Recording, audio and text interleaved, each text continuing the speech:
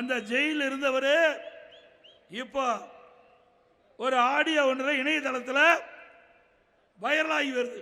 நீங்க எல்லாம் கேட்டிருப்பீங்க. யாரு? ராசா. திமுகவினர் கனிமொழிக்கு காட்டிய அக்கறையை ராசாவுக்கு காட்டவில்லை. கனிமொழி கைதாகும் வரை ராசா கட்சி நிர்வாகிகள் யாரும் எட்டி பார்க்கவில்லை என்று ஆதங்கப்படுறார்.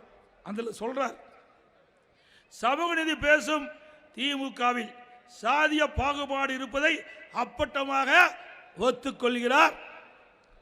கலைஞர் டிவிக்கு பணம் சென்றதை ராசா ஒப்புக்கொள்கிறார். கலைஞரின் இறுதி காலத்தில் ஸ்டாலின் அவரை கைதி போலத்தான் வைத்திருந்தார். ஸ்டாலின் கட்சியை கைப்பற்றி விட்டார் என்கிறார் ராசா. எவ்வளவு மோசம்! யார் சொன்னது? திமுகவில் இருக்கின்ற எம்பி சொல்றாரு, முன்னாள் மத்திய அமைச்சர் சொல்றாரு. யாரு? திரு ஸ்டாலின் அவருடைய அப்பா கலைஞரை இறுதி காலத்தில் கைதி போல வைத்திருந்தார் என்று திரு ராசா அவர் இணையதளத்தில் வந்த செய்தி. கலைஞரின் இறுதி காலத்தில் ஸ்டாலினுக்கும் கனிமொழிக்கும் பிரச்சனை ஏற்பட்டது. அதன் காரணமாகவே இப்போது கனிமொழிக்கு சட்டமன்றத்தில் போட்டியிட வாய்ப்பு கிடைக்கவில்லை என்று அந்த செய்தியும் சொல்றார். ஸ்டாலினுக்கு தான் பெரிய பிரெயின் என்ன மூளை இருக்கிறதா? டெல்லிக்கு போனால் இங்கிலீஷில் கிழித்து விடுவாரா? அவர் தன்னை பெரிய ஆள் என்று நினைத்துக் கொண்டிருக்கிறார்.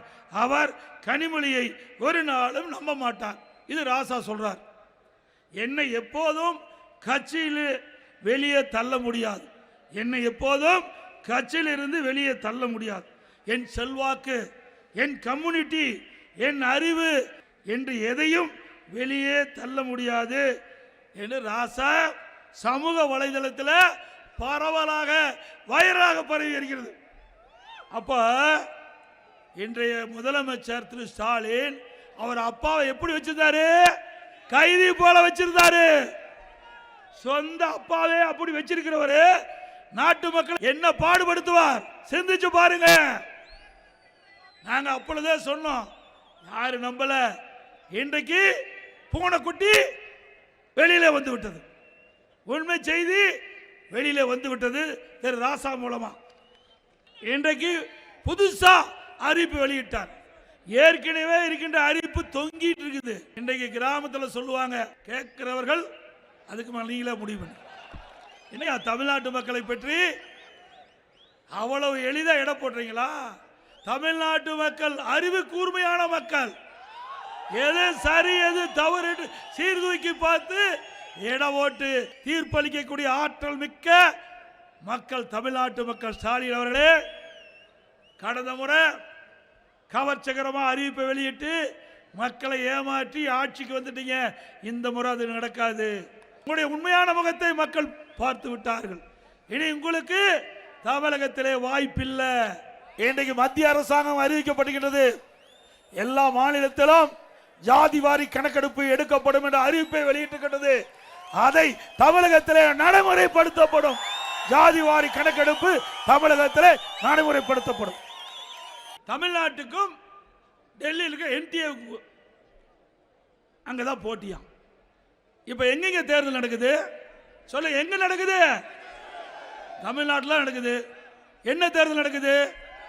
சட்டமன்ற தேர்தல். இது கூட தெரியாத ஒரு முதலமைச்சர் ஸ்டாலின் அவர்கள்.